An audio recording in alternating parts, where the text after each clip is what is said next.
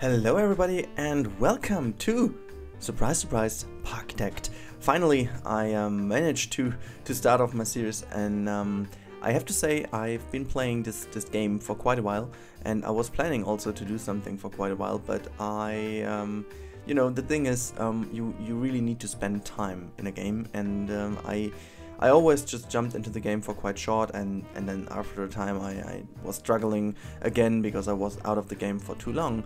And recently I found out that I could run this on my Mac as well. So that offered me the possibility to play the game while I was in uni, so the evenings spending in the hotel where I usually don't have to do that much, except of watching movies, maybe having a little bit of uni stuff to do, and you know, if not, then hang around with the guys in the Discord. I just found out that I can use the time and play some Parkitect, which was a little bit of a struggle because the old MacBook I use from work is not that powerful, so it was definitely a little bit of a struggle. But nevertheless, I managed to kind of film or record about 5 hours of footage or something, so that's quite good. And we will have at least 4 to 5 episodes which are already done, so these are secured. And this is why I thought, okay, let's start off the series. And yeah, finally I also have an approach which I think I can go with, and this is the Fantasy Island. And Fantasy Island is you know, I just thought, okay, what can I do in Parkitect which you are not too bored of, because I did the same in Planet Coaster already, and for me as well, is the same kind of thing, because I wanted to do something I didn't do before. So yeah, my approach was to build a fantasy inspired island. So I think that combines a few things. I didn't do so much with islands, and I also didn't do too much with fantasy yet, and I thought, okay, this is a good thing to start off with, and so yeah, we start off with a fantasy thing.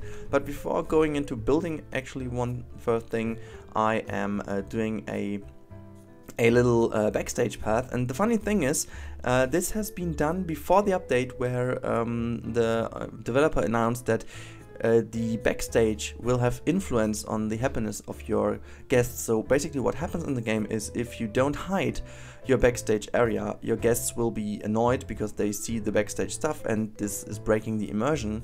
And yeah, that's basically a bad thing. So I already started by covering up my backstage a little bit, or planning it in a way that it will be covered up in the end. So I'm quite happy, to be honest, that I already did this, so otherwise I would have had to change that a little bit.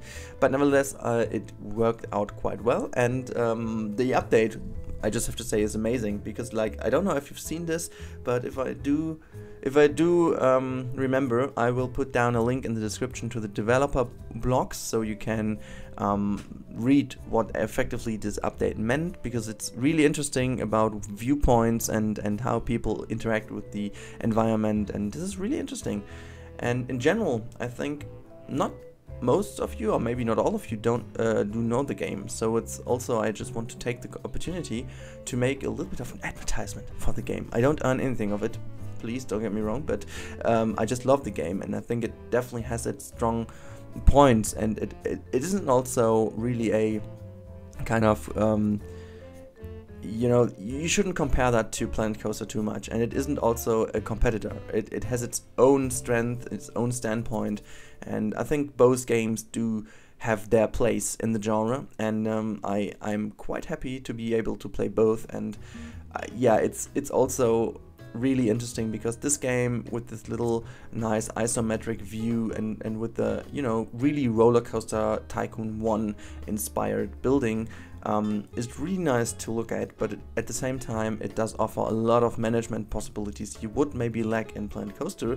And on the other hand side, if you don't play that game in sandbox mode, as I do at the moment, it does offer quite a lot of possibilities for scenario fans and for you know, management fans. It's not in yet, but I know that it won't take too long until the scenario feature is in, so I believe that will be a nice thing. So if you have a few euros or dollars left, you should definitely look into that game, and once the scenario editor is out, you can have a lot of management fun with it. And I think, and again, they're the comparison would be a little bit unfair, because definitely Planet Coaster is a much more no, I wouldn't say advanced, but a much more graphic-wise advanced game than this one, which also means that a lot of those functions you will have in the management department can't be done that easy as it would be in this game. So